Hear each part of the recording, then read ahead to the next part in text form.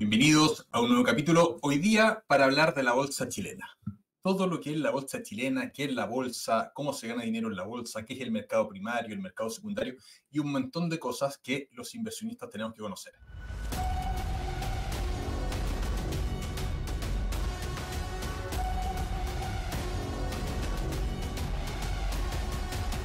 ¿Cómo está, amigo mío? Muy bien, entusiasmado a hablar de este tema que tanto nos gusta, la inversión en bolsa chilena.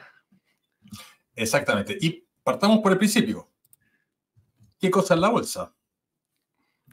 Mira, hay una analogía que a mí me gusta mucho que es la de la feria, ¿cierto? El mercadito, el mercado, como queramos llamarlo.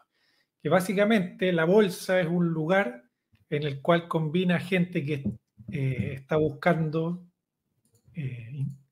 vender algo con gente que está buscando comprar algo. En este caso, valores se le conoce. Dentro de los valores tenemos distintos instrumentos, fondos de inversión, acciones, bonos, entre otras cosas, ¿ya?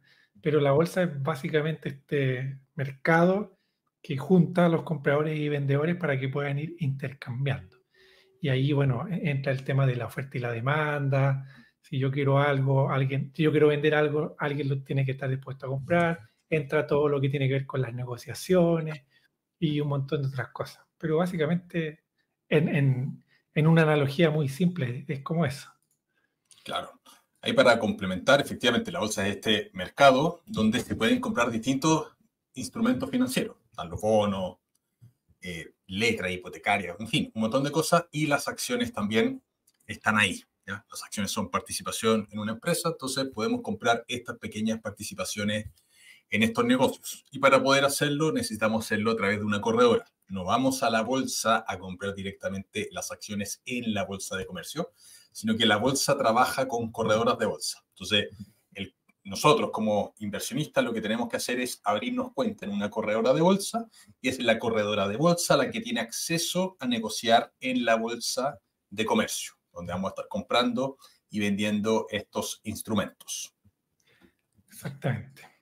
Muy importante eso, para poder transar en la bolsa. De hecho, en la misma página de la Bolsa de Santiago, si nos vamos a actores del mercado, corredoras, aparecen cuáles son las corredoras de bolsa oficialmente establecidas para poder hacer esta transacción de valores, ¿ya?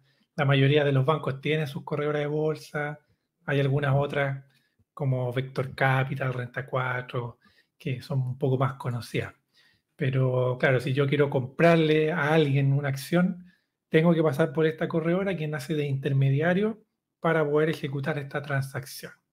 Y eso le da hartas ventajas porque es un mercado sumamente dinámico, es bastante líquido, también es muy transparente, toda la información está pública, hay la comisión del mercado financiero que está velando en que todo se entregue en tiempo, de manera correcta. Entonces, es también un mercado que es súper transparente, la bolsa en general. Y eso tanto para Chile como para otras bolsas. Esto también es interesante, que la bolsa en sí agrupa un grupo de ciertas empresas y activos que se están transando, pero hay distintas bolsas en distintos países. Incluso en algunos países hay más de una bolsa. Por ejemplo, está la bolsa de Nueva York, está la bolsa de Chicago. Aquí en Chile tenemos la bolsa de Santiago. Antiguamente estaba la bolsa de Valparaíso, si mal no recuerdo. La bolsa Entonces, electrónica. la bolsa electrónica. Entonces, pueden haber distintas bolsas, por así decirlo, dentro del mismo país. Es que el símil, por ejemplo, que está la feria aquí a la vuelta de la esquina, pero está la feria un poco más lejos, donde quizás se venden otro tipo de productos. Eso también es interesante conocerlo para que cuando nosotros vayamos a buscar una acción, por ejemplo, si vamos a buscar una acción chilena, no sé, Banco de Chile, tener ojo si lo que estamos viendo es un ADR que se conoce, que es como un grupo de acciones del Banco de Chile, pero a lo mejor está en la bolsa de Nueva York, versus la acción del Banco de Chile que está en la bolsa de Santiago. Entonces, igual es curioso e interesante saber eso. Exactamente, exactamente. De hecho, con el Banco de Chile es bien particular porque el mnemotécnico es el nombre que se le da a la empresa en la bolsa. El mnemotécnico del Banco de Chile en Chile es Chile. Ese es el nombre del mnemotécnico, Chile. Pero el ADR que cotiza en Estados Unidos se llama BCH. Entonces, por ejemplo, en plataformas como Rational, están los dos, está Chile y BCH. Y muchas veces hay personas que me han escrito diciendo, oye, Banco de Chile, están los dos, ¿cuál es el que hay que comprar? Bueno, BCH, el que está en Estados Unidos, en dólares, y el otro está acá en Chile. A mí me gusta más comprar, si estoy acá, me gusta más moneda local, ¿vale? Correcto. Pero bueno, estas son cosas interesantes. Resumiendo, la bolsa simplemente eso, es un gran mercado donde para poder operar necesitamos hacernos clientes de una corredora. Y ahí surge una segunda pregunta que es muy importante y muy atingente, que es ¿por qué las empresas salen a la bolsa? Porque las empresas, uno dice, bueno, si yo soy dueño de una empresa, ¿por qué voy a querer vender parte de mi negocio en la bolsa? ¿Por qué quiero que esté allá? ¿Vale? Y las empresas salen a la bolsa por distintas razones, pero súper importante. Hay que pensar cómo las empresas se financian en general. ¿Ya? Y las empresas se pueden financiar mediante pedir un crédito al banco, ¿ya? Le piden un crédito al banco y se lo devuelven con intereses. Otra alternativa de financiamiento es pedirle dinero prestado a inversionistas, ya no al banco, sino que a inversionistas. Eso en el mercado financiero se conoce como la emisión de bonos. Entonces, la empresa emite bonos, inversionistas compran esos bonos, se llaman bonistas, y la empresa después les va a devolver con intereses ese dinero a inversionistas. En estos ambos casos, tanto deuda con el banco como los bonos, la empresa está endeudada. Y está la tercera vía, que es buscar socios. Y para buscar socios, la empresa, que es una sociedad anónima cerrada, tiene que transformarse en una sociedad anónima abierta, emitir acciones, o sea, acciones públicamente, y esas acciones se van a vender. Y ahí son los accionistas, o estos futuros accionistas, quienes van a comprar esas acciones y se transforman en socios de la empresa. Correcto. Ahora hay que tener claro, estos son los mecanismos en los cuales las empresas obtienen financiamiento. Y la pregunta base también es, ¿para qué o por qué las empresas necesitan financiamiento? Y ahí es donde, bueno, hay muchas veces donde las empresas necesitan crecer, a lo mejor estamos en un contexto donde la deuda es muy cara o donde la deuda a lo mejor, incluso pueden haber empresas donde ya pasaron lo máximo que se pueden endeudar y por lo tanto tienen que salir a buscar otros mecanismos para obtener dinero. Y lo más saludable, creo yo, sería cuando, por ejemplo, una empresa tiene un proyecto, está haciendo una expansión, va a crear un nuevo proyecto o a lo mejor se va a expandir en otro país o a lo mejor va a comprar otro negocio y por X motivo a lo mejor no tiene el capital o el dinero suficiente para poder hacer esa inversión y no quiere endeudarse también con los bancos, con los bonos. ¿Por qué? Porque están muy caras las tasas, por ejemplo. Y ahí también es donde las empresas salen a pedir dinero y primero generalmente se prioriza a quienes ya están invertidos y luego ya se lanza esto. ¿Por qué es importante tener esto claro? Porque si yo tengo un proyecto, tengo que saber cuánto dinero necesito para financiar ese proyecto. Y como consecuencia de eso, lo que se hace es que las empresas tienen que emitir estas nuevas acciones, pero hay que determinar una cantidad y un precio por esas nuevas acciones para que más o menos coincida o calce con el proyecto que yo necesito construir. Entonces, lo que se hace es que se contrata a algunas empresas, ¿cierto?, que se encargan de hacer una valorización de esta empresa, se estima más o menos cuánto quieren recaudar, luego se fija un precio por cada una de estas nuevas acciones y ahí se pueden establecer a precio de mercado o según algún promedio de X meses o algún criterio en particular. Y dado que ya tengo el precio, ahora veo cuántas cantidades de acciones necesito y eso finalmente se lanza o se libera al mercado. Y que es como esta nueva feria, ¿cierto? Y ahí ya queda disponible para que nuevas personas o las personas que ya estén invertidas puedan comprar una participación más de esta compañía y de esa manera la empresa obtiene el dinero que necesitaba para desarrollar estos proyectos o pagar deudas o lo que sea. Claro. Supongamos, y aquí expliquémoslo con un ejemplo sencillo. Supongamos que con Víctor somos socios en un negocio, ¿ya? El negocio se llama Perico Los Palotes y nos dedicamos a la producción de empanadas, ¿vale?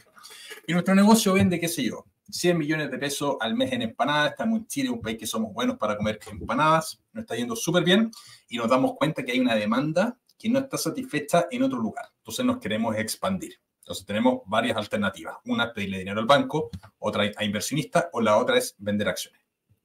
Si es que decidimos que la mejor forma es buscar socios, lo que tendríamos que hacer en primer lugar sería contratar a bancos de inversión, que suelen ser 2 o 3 que van a participar en el proceso. La Reinvial, Banco de Chile, en fin, hay varios bancos de inversión que van a participar en esto. Se contratan esos bancos de inversión.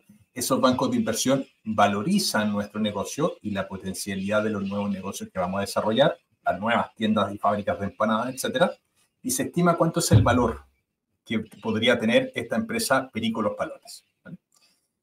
Y una vez que se hace ese proceso, viene algo que se conoce como el roadshow, que básicamente es como mostrar el negocio a potenciales inversionistas. Entonces son estos bancos de inversión quienes van a hacer presentaciones de nuestra empresa a distintos clientes que ellos podrían tener. Y después llega la fecha en la cual la empresa se abre la bolsa, cuando a veces las películas salen, las personas tocando la campanita cuando se abrieron a la bolsa, etc. Y ahí efectivamente entran todos estos otros inversionistas que pueden ser inversionistas institucionales, ¿ya? AFP, compañías de seguros, fondos mutuos, etc. E inversionistas retail también. ¿Ya? Y pasan a comprar acciones y pasan a ser socios nuestros. Y nosotros con todo el dinero que recaudamos, ¿qué es lo que vamos a hacer? Abrir fábricas, abrir puntos de venta, etcétera, y vamos a agrandar el negocio. ¿Vale? Es un poco el mecanismo en el cual funciona el proceso de bolsa y por qué las empresas abren acciones. Correcto. Sí, muy importante entenderlo. Exactamente. Y de ahí viene otra pregunta que es muy importante, que es, bueno, ¿cómo ganan dinero los accionistas? Porque una vez que esas personas compraron acciones de nuestro negocio, ya son dueños de nuestro negocio, tienen varias formas de ganar dinero. 2 principales. Hay otras, ¿vale? Pero que no son tan conocidas. Pero las 2 principales son vendiendo las acciones de Perico Los Palotes después más caro. Perico Los Palotes es la empresa nuestra. ¿Ya?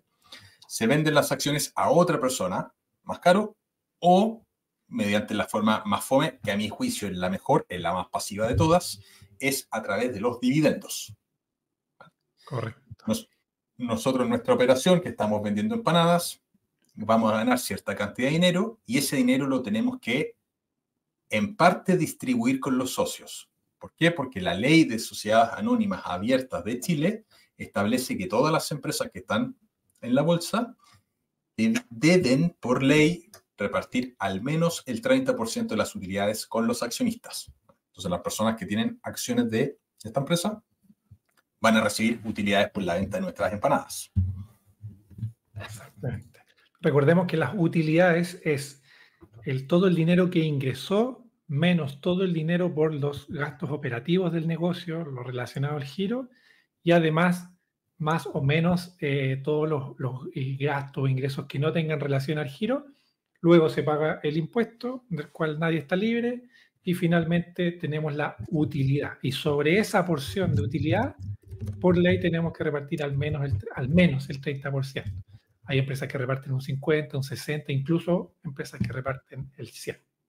¿Ya? Y como socios, si nosotros, por ejemplo, seguimos una estrategia de dividendos, por el solo hecho de poseer esa acción, vamos a recibir estos ingresos. Ahora, la otra manera de la valorización de las acciones es también una manera súper legítima de ganar dinero. Y esto tiene que ver un poco con la percepción que tiene el mercado, ¿cierto? Todas estas personas que están comprando y vendiendo esta acción, esta participación en la empresa.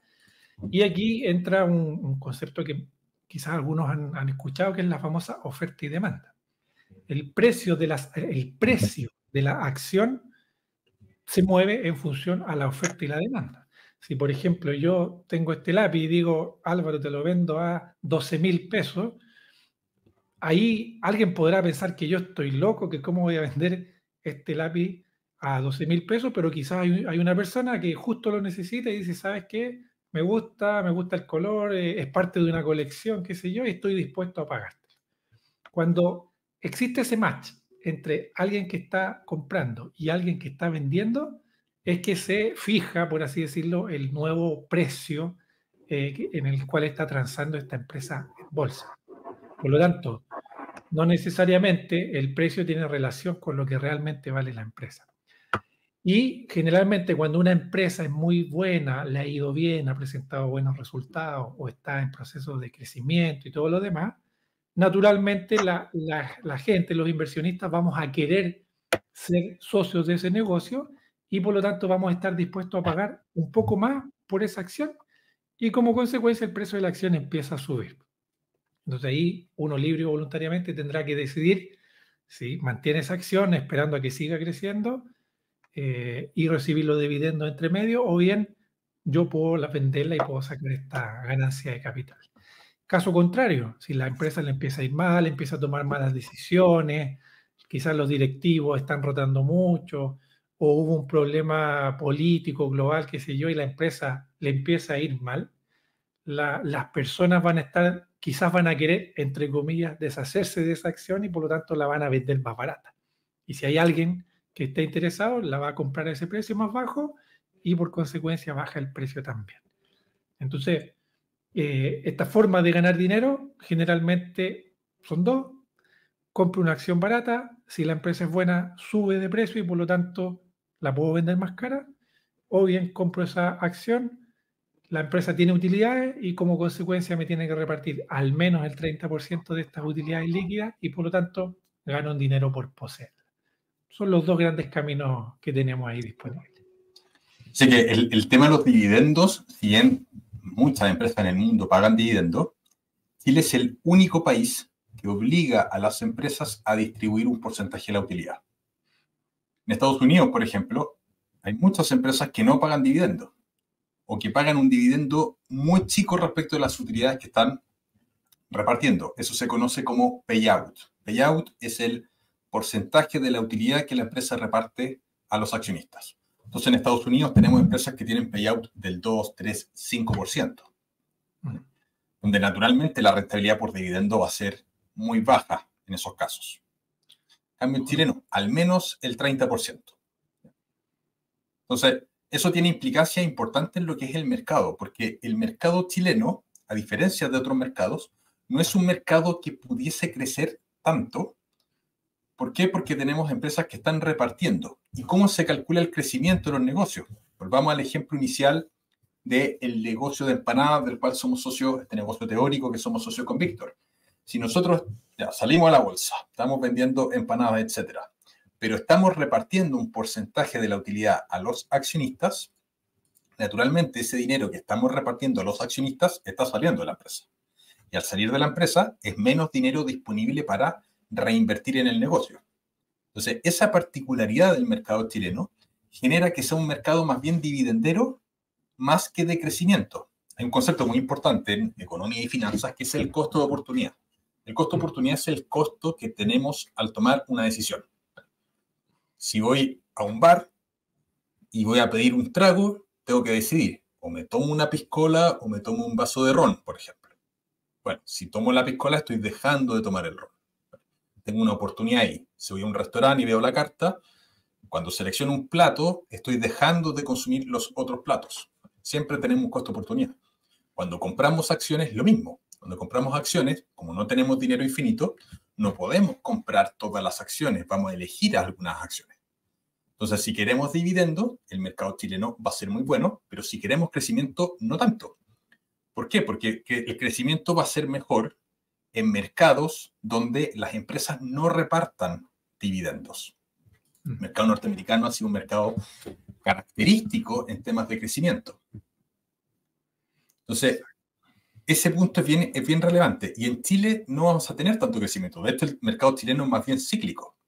Si vemos las empresas del IPSA, el IPSA es el índice de precios selectivos de las acciones. Es un índice que agrupa a las 30 empresas más grandes privadas que están en la bolsa chilena. La primera, en términos de tamaño hoy día, es Soquimich, la más grande. Minería. La minería es cíclica. Depende de los precios de los minerales. Si el litio está muy caro, Soquimich va a tener muchos beneficios. Más personas van a querer comprar sus acciones. Si el precio del litio baja o tiene peores expectativas, el precio de las acciones va a bajar. Y la minería suele ser cíclica. De hecho, es ejemplo de los libros de economía, cuando se explican los ciclos de oferta y demanda, los commodities, las materias primas suelen ser ejemplos clarísimos de cómo funcionan. Después tenemos otro sector muy importante en la bolsa chilena, son los bancos. Y los bancos también son cíclicos, dependen en parte del crecimiento económico, el ciclo inflacionario, los ciclos de tasa, etc. Entonces, tenemos minería y banco, que es lo más grande que hay en Chile, que tiene un comportamiento cíclico. La minería es mucho más cíclica que los bancos, pero va a ser cíclico. No es un mercado de consumo defensivo, como pueden ser otros mercados, donde las principales empresas pueden ser, por ejemplo, tecnológicas, que las tecnológicas no es consumo defensivo, pero, por ejemplo, Microsoft. Microsoft es un bien básico hoy día. Todos todos usan Windows, o mucha gente usa Windows. Sí. Entonces son tecnológicas, pero que en el fondo están metidos en todas las partes del mundo al final del día. Claro. Es muy importante entender que cuando nosotros, como comentamos, cuando uno compra una acción, pasa a ser socio y dueño también de una empresa. Y por lo tanto es importante conocer esa empresa, ese negocio, cuáles son sus fortalezas, sus debilidades, oportunidades, qué cosas le pegan y qué cosas no. No es comprar un papel, no es comprar un gráfico, no, tenemos que estar alineados también y conocer qué es lo que está haciendo esta empresa, cuáles son sus ventajas competitivas y demás cosas. Así que, bueno, esas son las principales formas de ganar dinero. Aquí cada uno puede elegir la que más le guste, le convenga, y ahí entramos ya en distintas estrategias de inversión. Claro, y de hecho pueden existir estrategias híbridas. Pero en fin, ya ahí en el fondo, como muy bien decía Víctor, cada uno tiene que definir cómo le gusta más o qué estrategia le gustaría más. Y viene la otra pregunta, que es muy atingente, que es, primero, ¿todas las personas pueden comprar acciones? Y conversar sobre lo que es el mercado primario y secundario. ¿Vale? Porque esto, de hecho, hasta la prensa se equivoca con estas cosas. Yo de repente he visto algunos políticos que hablan cosas que de verdad es para tomarse la cabeza y decir, no puedo creer las cosas que están diciendo. Lo primero, cuando la empresa sale a la bolsa, la primera emisión de acciones, cuando estábamos dando el ejemplo hace un ratito del negocio de las empanadas nuestras, y salimos a la bolsa a vender esta participación en este negocio, eso se conoce como mercado primario, emisión primaria. Es la primera vez que la empresa está saliendo a vender sus acciones. Y es en ese momento en los cuales la empresa recibe los fondos. O sea, la empresa vendió sus acciones, participación, entraron muchos accionistas y ahí la empresa está recaudando fondos. Pero después esos accionistas pueden comercializar entre ellos. ¿Ya? Supongamos que esos primeros accionistas son algunos minoritarios, están la AFP, fondos mutuos y compañías de seguro. Pero pueden comercializar entre ellos. Las AFP pueden vender acciones, accionistas minoritarios comprar, y en fin, hay un mercado grande que va a pasar. Eso es el mercado secundario. Y en ese mercado secundario, las transacciones que ocurren en ese mercado secundario no entregan dinero a la empresa. Si hay beneficios indirectos, pero esos flujos de caja, si una compañía de seguro le compra acciones a una AFP, ese dinero no le está llegando a la empresa emisora inicialmente. Entonces, ese punto es bien relevante porque yo he escuchado a algunos políticos que de bolsa no entendían mucho, que decían, no, pero si cuando se venden las acciones la empresa gana más plata. No les está llegando ese flujo. Sí tiene ciertas ventajas después. Si tiene una empresa que es más grande, te pueden dejar garantías. Hay otras cosas que son indirectas, pero las transacciones en sí mismas no les están generando flujo. Exacto. Es como, por ejemplo, para llevarle un ejemplo simple. Supongamos que yo soy un artesano y fabrico un cuadro, por ejemplo. ¿Listo? Yo primero, como empresa original, le asigno un valor a ese cuadro y supongamos que Álvaro me compra ese cuadro en 100.000 pesos. Listo. Ese es el mercado primario, en el cual la empresa, que en este caso es el artista, le vende esa obra a Álvaro. Pero Álvaro ahora se la vende, por ejemplo, a un amigo y se la vende en 300.000 pesos, le sacó 3 veces más de lo que vale. Sin embargo, ese dinero no llega al artista en este caso, sino que queda dentro de la persona que ya la tenía en ese momento.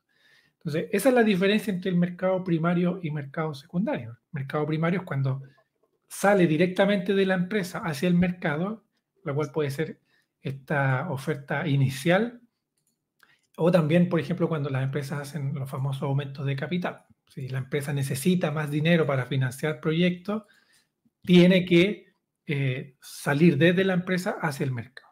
Y el mercado secundario es este mercado en el cual entre nosotros vamos comercializando y es generalmente lo que más se hace. O sea, la mayoría de las transacciones en la bolsa son a través de un mercado secundario en el cual yo le compro la acción a alguien que está vendiendo su participación, pero no tiene relación directa, por así decirlo, con la empresa.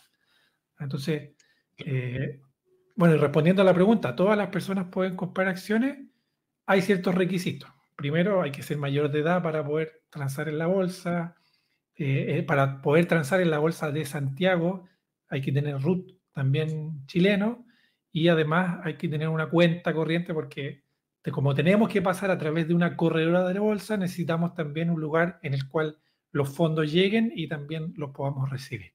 Son requisitos sumamente simples: mayor de edad, RUT, una cuenta corriente y abrir una cuenta con un corredor de bolsa, un broker. Y eso es todo. El resto ya es cosa de oferta y demanda. De hecho, abrirse una cuenta en un corredor de bolsa es gratuito y todas las personas pueden comprar. No hay ni una restricción de que te digan, cumpliendo los requisitos que decía Víctor, cumpliendo eso, no hay ni una restricción que te impida comprar acciones. O sea, y el dato es triste porque menos del 1% de la población invierte y conoce este tipo de instrumentos. En Chile, por lo general, se conoce mucho más la inversión inmobiliaria que la inversión en acciones. Entonces, dato interesante. Ahora, punto relevante respecto del mercado primario que se me quedó en el tintero y quería comentar. Cuando una empresa emite las acciones por primera vez, ¿cómo creen que es el precio de esas acciones? Pensémoslo lógicamente. Con Víctor somos dueños de este negocio de empanadas y queremos vender esas acciones. La valorización que vamos a establecer de nuestro negocio o que los corredores también van a establecer de nuestro negocio, que por lo general las valorizaciones van en banda, un rango de valor, más que un valor único debería haber un rango de valor. ¿Va a estar dentro de los rangos altos o rangos bajos teóricamente? ¿Qué creen ustedes? Porque si yo quiero vender el 40% de mi negocio, lo que voy a esperar es obtener la mayor cantidad de beneficio, de dinero posible a cambio del 40%. No quiero vender mi negocio barato, quiero vender ese porcentaje, lo quiero vender caro. ¿Por qué es relevante eso? Porque muchas veces las emisiones primarias son momentos en los cuales pueden ser complicados comprar acciones, porque estás comprando acciones caras. De hecho, muchas empresas que han salido a la bolsa, me acuerdo, por ejemplo, el caso de Meta, salió a la bolsa $29 por acción. En un mes o 2 meses costaba $14. Después subió muchísimo. Pero las emisiones primarias tienen ese riesgo, son puntos súper volátiles y no sabemos cuando vamos a comprar una emisión primaria si que esa empresa que está saliendo a la bolsa después lo va a hacer bien o no lo va a hacer bien, no hay mucho historial. Entonces son momentos de más riesgo en la compra que nos puede ir requete contra bien en el largo plazo o no nos puede ir tan bien. Hay empresas que han salido y en esa emisión primaria recaudaron X cantidad de dinero y después los precios de las acciones bajaron y nunca más llegaron a los puntos de la emisión primaria. Entonces, son cosas a considerar siempre. Las emisiones primarias, cuando una empresa se abre a la bolsa, hay que tener harto ojo con el precio que vamos a pagar. Por eso es importante conocer temas de valorización, que ya es tema de muchos otros capítulos más adelante, pero conocer cómo valorizar negocios para saber si ese negocio que estamos comprando, lo estamos comprando a un buen precio o mal precio. Porque uno de los riesgos que hay en la bolsa es precisamente pagar un precio excesivo por un negocio que no lo vale tanto. Exactamente. Generalmente cuando una empresa sale a bolsa, quizá, bueno, ahí depende del perfil de riesgo de cada uno. Quizá hay gente que busca más el análisis cualitativo, ¿cierto? La perspectiva de crecimiento del negocio, más que los números, la evidencia, porque como es una empresa en teoría más nueva, o a lo mejor si podemos acceder a información, podríamos tomar mejores decisiones. Pero sí, es mucho más riesgoso en ese momento. Exactamente. Bueno, y otra pregunta, la que naturalmente debería surgir ahí, es ¿en qué invertimos realmente al comprar acciones? ¿Estamos invirtiendo en un grafiquito? ¿En qué estamos invirtiendo? Por ahí escuché hace un tiempo un español, abogado, colectivista, defensor de ciertas cosas, que decía, oye, cuando se invierte en acciones estás comprando gráficos, estás mirando gráficos verdes, gráficos rojos, Y claro, es una parte que es una forma de inversión que es más que nada la parte de análisis técnico, pero realmente, ¿cuál es la base cuando estamos comprando un negocio, una acción? ¿Qué es lo que estamos comprando? Bueno, como hemos dicho, cuando compramos una acción pasamos a ser socios de un negocio. Cuando nosotros compramos una acción, estamos comprando un pedacito de ese negocio, un porcentaje, una participación. No es que estemos comprando un grafiquito, no es que estemos comprando un número y ya. De hecho, el ser accionista tiene derechos y obligaciones también legales. O sea, por ejemplo, la junta de accionistas, cuando se hacen los aumentos de capital, votaciones. Ahora, que nuestra participación sea tan minúscula que pese menos que no sé, una pluma, es otra cosa, ¿ya? Pero aún así somos dueños del negocio y esto creo que es un punto importante porque yo lo he visto en varios grupos de inversión. Cuando, por ejemplo, hay un negocio que dice, voy a hacer un aumento de capital, necesito pedirle dinero a mis accionistas y uno dice, no, es que ¿por qué la empresa está haciendo eso? No me gusta, voy y me salgo, lo cual es sumamente legítimo, pero también uno tiene que entender que si entró, se quiso hacer socio de ese negocio es porque quizás confía en el proyecto y en el futuro del negocio y tiene que entender las decisiones que está tomando, por qué las está tomando y cuáles son las perspectivas. Un negocio también se encuentra inmerso en todo un contexto geopolítico, social, de consumo, de las distintas generaciones, y eso también es algo que nosotros como accionistas deberíamos entender. ¿Ya? No es solamente comprar el grafiquito o la acción y ya está. Al menos creo yo que nosotros deberíamos saber a qué se dedica la empresa y cómo gana dinero la empresa. Eso es lo mínimo. Claro. Eso es lo mínimo. Pero somos socios de un negocio y eso es fundamental. Estamos comprando un negocio. Exacto. O sea, por ejemplo, yo tengo en mi portafolio acciones del Banco de Chile, de Coca-Cola en Chile, las dos series, las dos empresas, Andina y Embonor, Enel, Lipigas, Sencochop, SMU, un montón de otras. Eres socio de ese negocio. Y todas esas empresas te van a pagar dividendos cuando tengan que repartir. Exactamente. Entonces, no estamos comprando un papelito nomás por ahí. Estamos siendo socios. ¿Vale? Sí. Tengamos que seamos un socio grande, no. Mi participación en el Banco de Chile, yo debo ser dueño del 0,0000001% del banco. Una cosa por el estilo. Participaciones microscópicas. Pero sigue siendo un socio minoritario, ultra minoritario, pero socio. Exacto. A eso le llamamos cuando hablamos de los minoritarios, es gente, generalmente gente, personas naturales o algunas sociedades muy pequeñas que tienen una cantidad de acciones, pero comparado con el total es muy poquito. Exactamente. Y ahí sigue, obviamente, una pregunta que en parte se ha estado respondiendo, ¿por qué suben o bajan de precio las acciones? Las acciones simplemente van a subir o bajar primero por las transacciones en el mercado secundario. Es el mercado secundario en el cual se están transando las acciones. Y este punto es bien relevante porque ¿cuántas acciones se transan en el mercado secundario? Hay un concepto que se llama el free float. El free float es básicamente el porcentaje libre de acciones que se están transando en la bolsa de comercio. Donde, por ejemplo, empresas como ILC. ILC es el brazo inversionista de la Cámara Chilena de la Construcción.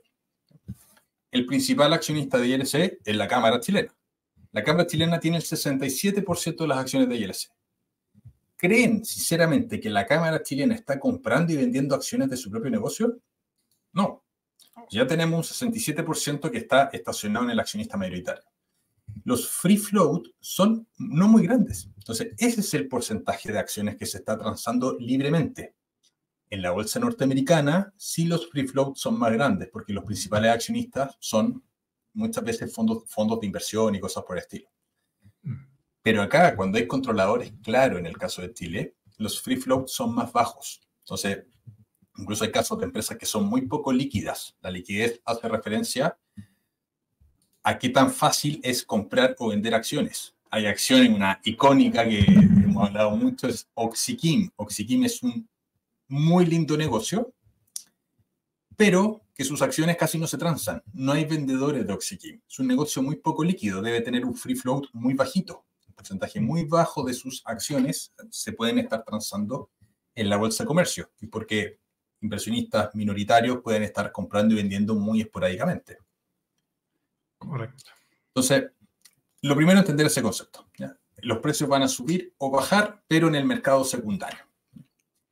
Ahora la pregunta es, si en el mercado secundario, que es un mercado libre en el cual los precios se mueven por oferta y demanda, ¿por qué los precios de las acciones van a subir? Ley de oferta y demanda. Si hay más demanda por algo, vamos a tener que estar a pagar más para comprar ese algo. O sea, cuando hay más demanda por una acción, los precios de esa acción van a tender a subir. Correcto. ¿Por qué podría haber más demanda por una acción? Bueno, porque hay mejores expectativas de futuro, porque es una empresa que ha tenido un muy buen desempeño financiero, pero principalmente porque hay muy buenas expectativas.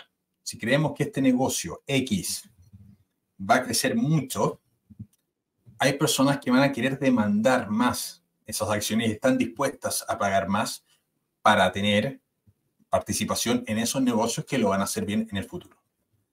Por el contrario, si pensamos que un negocio lo va a hacer mal en el futuro, ¿qué es lo que vamos a hacer? Muchos accionistas van a vender su participación ahí, porque ese negocio va a generar peores resultados, peores expectativas.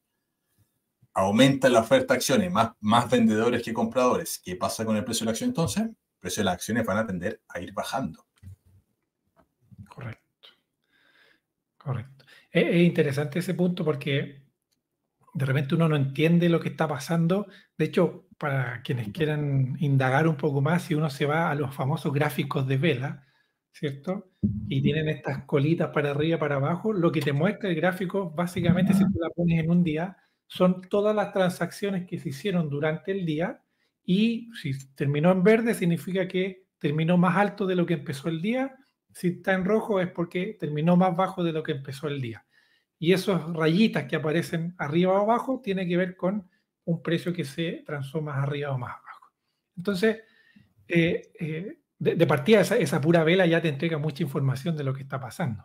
Hay algunas empresas, como bien decía Álvaro, que son muy poco líquidas, o sea, que no se transan durante meses a veces y van a ver que hay una línea ahí continua donde no hay una vela porque significa que no hubo movimiento, ¿no? Y lo otro que pasa es que en estas empresas que son muy poco líquidas, donde hay pocas transacciones, cuando generalmente hay una transacción, mueve muy agresivamente el precio, para arriba o para abajo, ¿no? Ahora, ¿por qué hay poco movimiento? Porque, claro, si yo tengo una buena empresa, un buen negocio, que no sé, lo compré a 10 pesos y me está dando dividendos de 20, 30, 40 todos los años, ¿por qué yo vendería esa acción? ¿Para qué voy a vender la gallinita de los huevos de oro?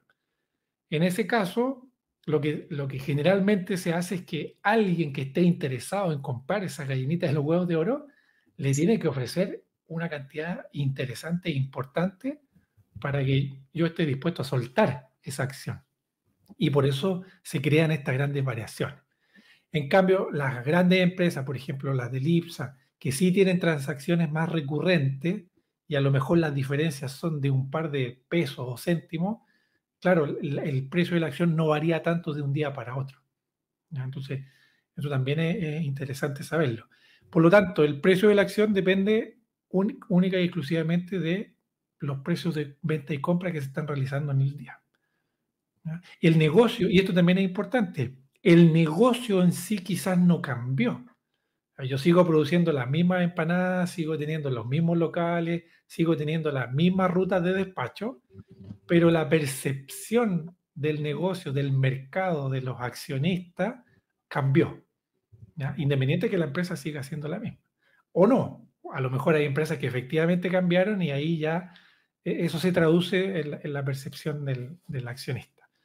Entonces, es bien interesante comprender esto, que estamos en un juego de tira y afloja, de oferta y demanda, en relación a la perspectiva de un negocio. Sí, es un punto muy, muy, muy importante. Y como accionistas también hay otro concepto que es fundamental entenderlo, o sea, valor versus precio.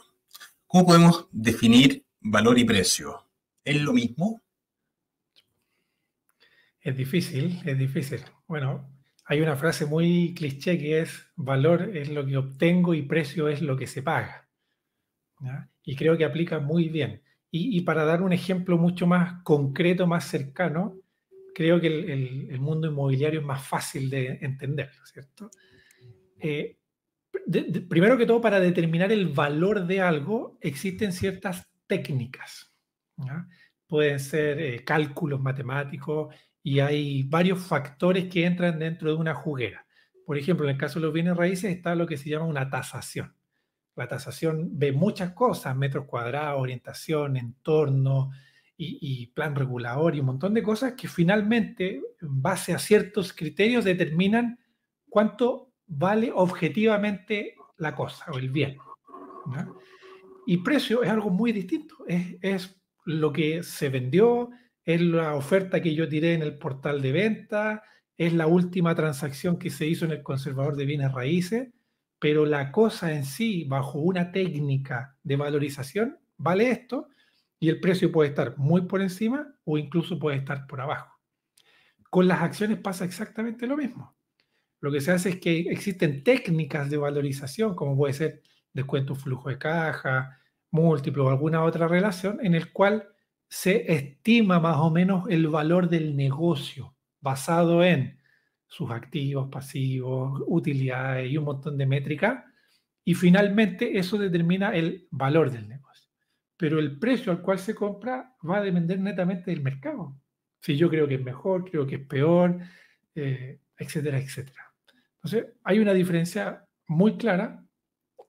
Ahora, lo difícil es estimar ese valor concreto. Eso es lo realmente difícil, y esperar, bueno, idealmente que el precio esté bajo ese valor. Eso sería el escenario óptimo. Claro, o sea, el mejor momento de inversión, teóricamente, es cuando el precio está por debajo de ese valor teórico. Ahora, volviendo al tema de las propiedades, porque es un muy buen ejemplo. Si que nosotros contratamos un tasador para tasar nuestra casa, ese tasador nos va a decir, bueno, la casa vale tanto, y eso hay que contrastarlo contra el precio. Pero si contratamos a un segundo tasador, probablemente el valor que va a llegar ese tasador, que va a usar métricas muy similares, va a ser distinto. Y si contratamos 10 tasadores distintos, vamos a tener 10 tasaciones distintas que no necesariamente van a ser precios o valores, perdón, iguales. Va a haber varianza entre los distintos tasadores. Estudiaron lo mismo, métricas que van a utilizar son más o menos las mismas, pero los criterios que están utilizando, los insumos que entran en esa juguera para determinar el valor, puede que sean distintos. Y eso genera que haya variaciones de valor.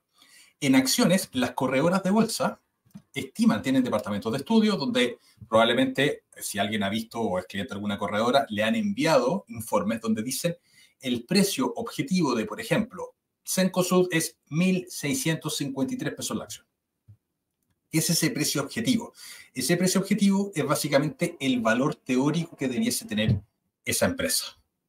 Pero si van a otra corredora de bolsa, el valor que dice la otra corredora puede diferir, puede ser distinto.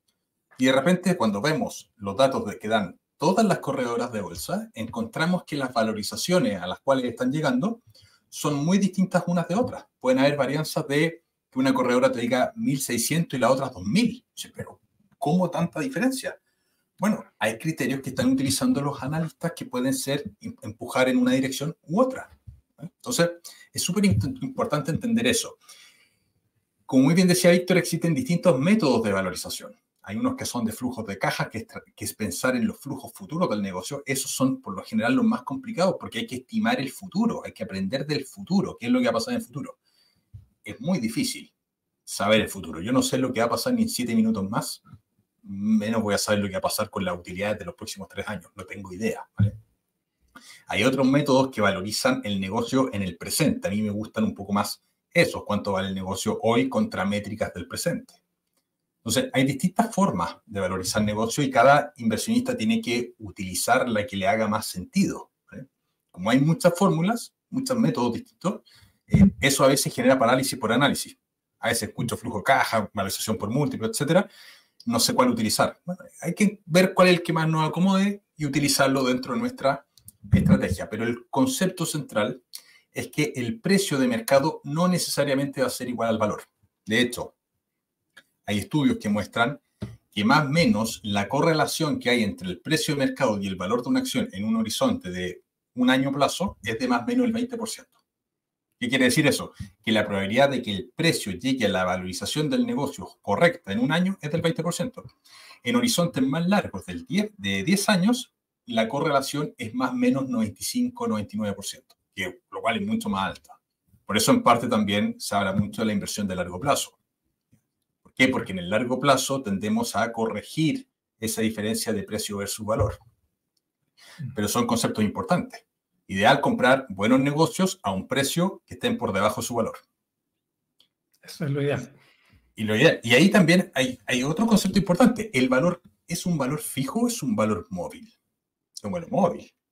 100% móvil. Los negocios, o sea, las empresas van creciendo, no pueden tener la misma valorización. Si nos remitimos al ejemplo inicial de esta fábrica de empanadas ficticia que con Víctor vamos a hacer, y el negocio tiene una fábrica y 2 puntos de venta, bueno, tiene un valor X.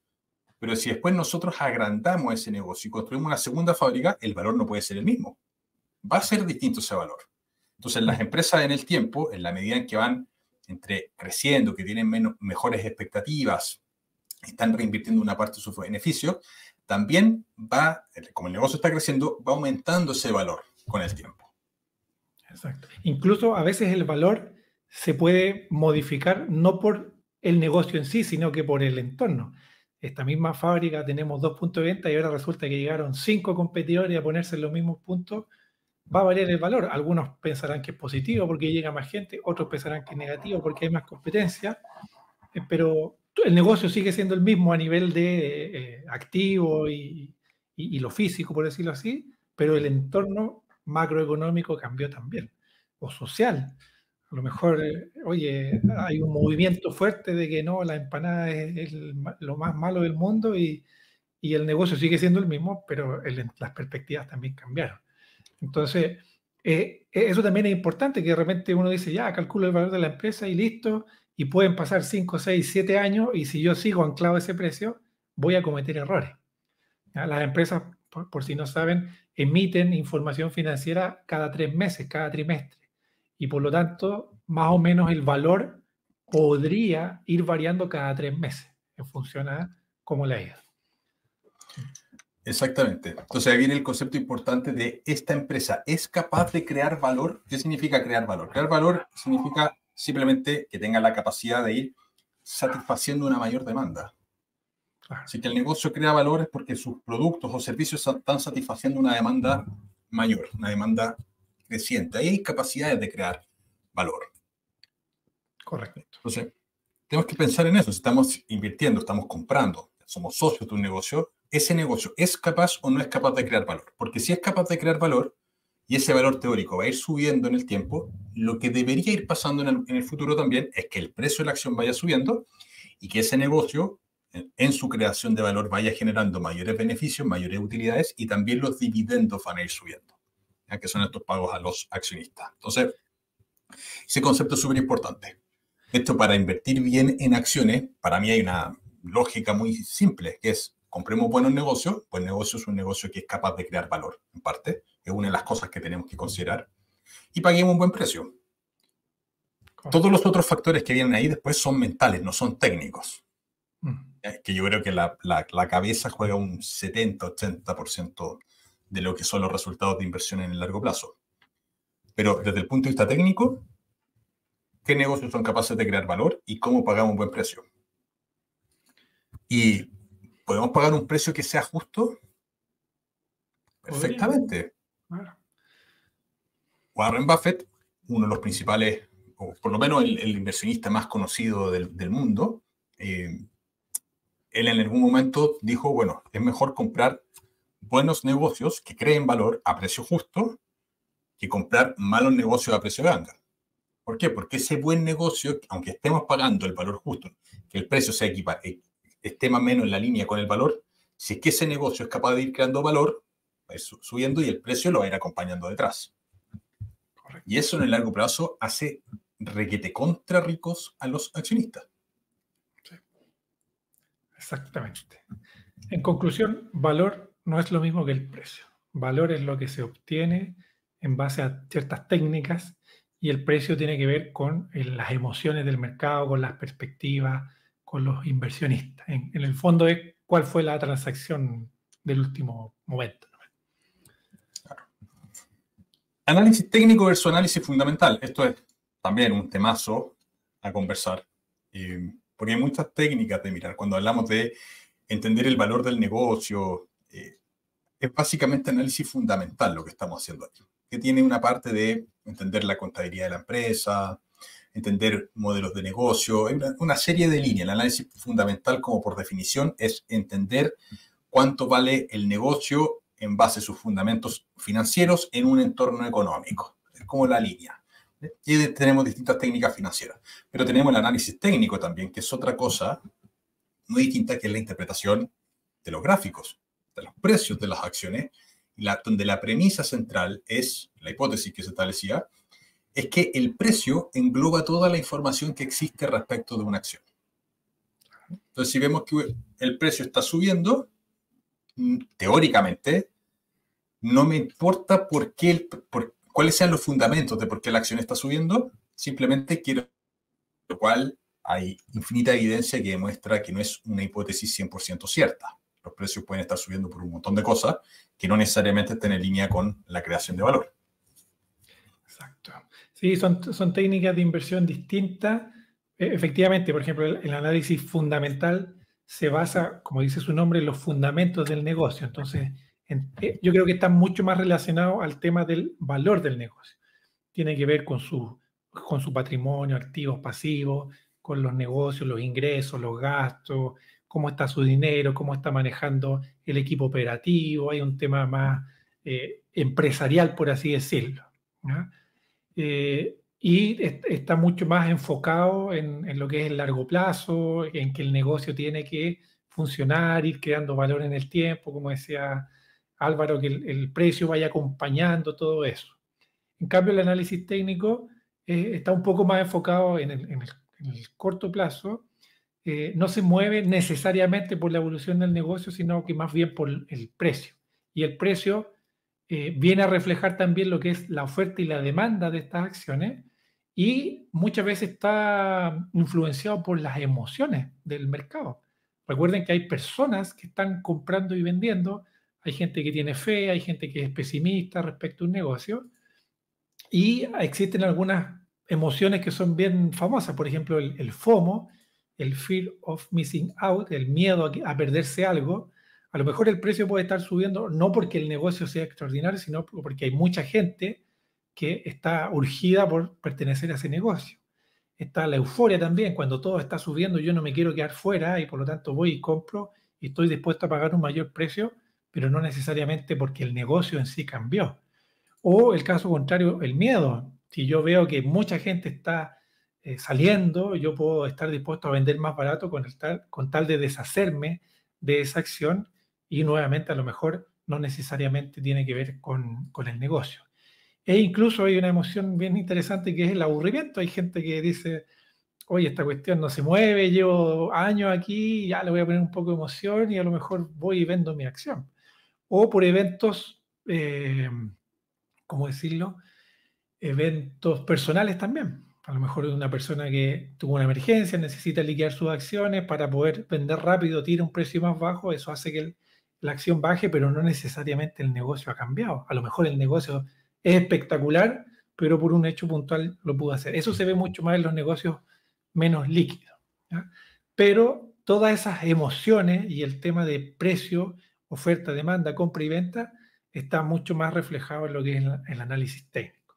El análisis fundamental busca un poco entender el punto de vista empresarial.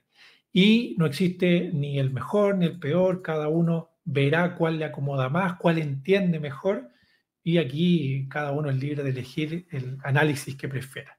Y dicho eso, también se pueden complementar, ¿ya? Y esto también es algo que siempre están como los dos bandos, siendo que ambos análisis son sumamente complementarios. Si yo, por ejemplo, entiendo el negocio y hago un análisis técnico para ver el mejor momento para entrar a ese negocio, probablemente voy a tener un muy buen resultado. Lo mismo, la gente que usa el análisis técnico y entiende también los fundamentos del negocio, quizás pueda adelantarse o subirse a la ola de un negocio que va bien o no. ¿Ah? Entonces, más que tener bandos, lo ideal es poder complementarlo. Y ahí, insisto, va a depender netamente de la estrategia de inversión de cada uno. Exactamente. Como dice el dicho, el análisis fundamental nos dice qué comprar, el análisis técnico nos dice cuándo comprar.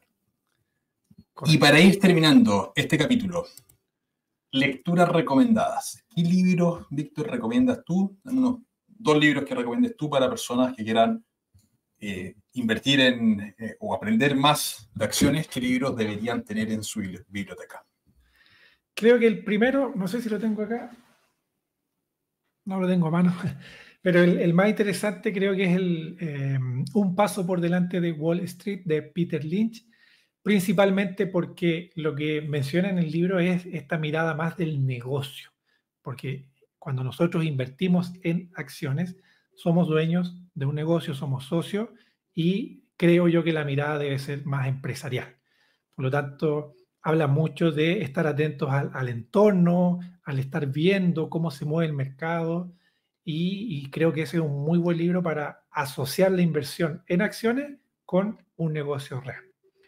Y luego de eso, hay uno bien interesante que es Buffettología, porque también tiene esta mirada de negocio que habla de el análisis cualitativo, de las ventajas. Bueno, menciona varios puntos que son interesantes a considerar en un negocio y además tiene una parte también un poco más concreta, numérica, para poder hacer este análisis.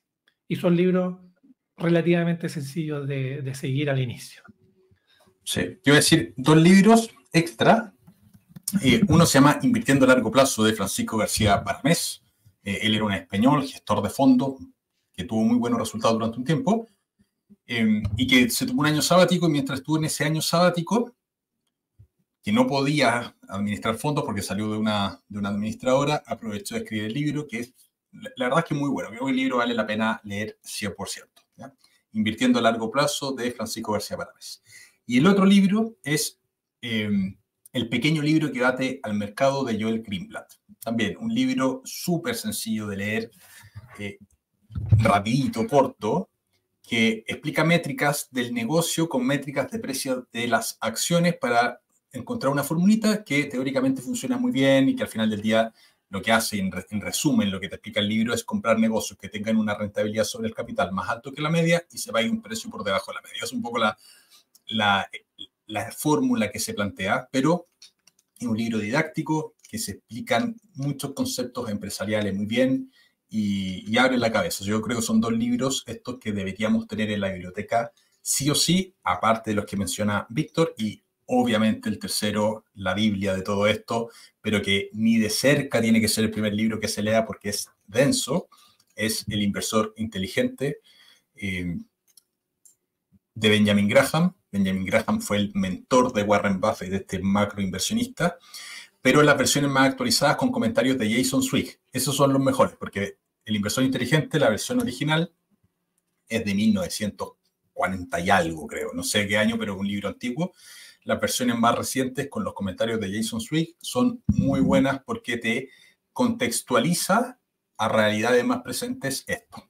Y también hay libros que no están ligados tanto a inversión, que son muy buenos que deberíamos leer, porque engloban toda esta parte psicológica. Todos los libros de Nassim Taleb, Cisne Negro, por ejemplo, o Antifrágil, son libros también que deberíamos leer para complementar. No son libros numéricos de acciones per se, sino que son libros que nos ayudan a entender mucho mejor partes de los riesgos que no podemos cuantificar en los números. ¿Vale? Entonces, importante también complementar la lectura con los libros de Nassim, de Nassif Taleb.